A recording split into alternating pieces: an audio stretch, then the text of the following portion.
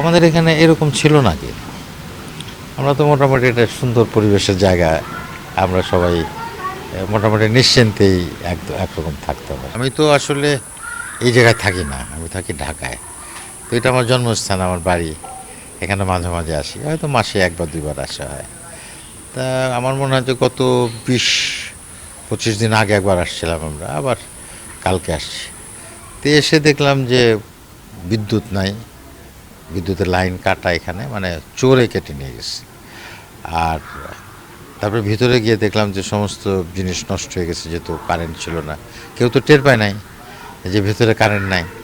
ফ্রিজের যে সমস্ত ডিপ ফ্রিজের যে সব জিনিসপত্র ছিল সব নষ্ট হয়ে গেছে। পরে যখন ছাদে গেলাম, আমাদের দিয়ে এসি আছে দুই রুমে। তো এসির দেখলাম যে এসি তো স্প্লিট এসি। তো ছাদে তো মেশিন, ওখানে দেখলাম যে সব তার কাটা।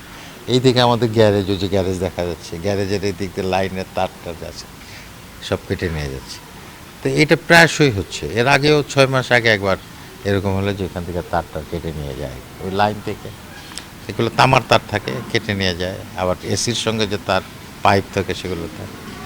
তো অতি সম্প্রতি এই চোরের উৎপাত অনেক বেড়ে গেছে। আমাদের এখানে এরকম ছিল নাকি? আমরা তো মোটামুটি একটা সুন্দর পরিবেশের জায়গা।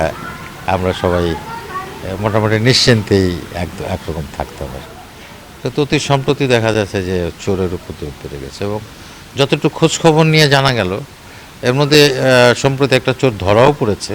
কবি জসিমউদ্দিন সাহেবের বাড়িতে এরকম তার কাটতে গেছিল, আর সেখানে নাকি স্বপন নামের একটা ছেলে, সে ধরা পড়েছে এবং সে স্বীকারও করেছে যে সে চুরি করতে আসছিল এবং তার সঙ্গে আরও কিছু লোকজন আছে।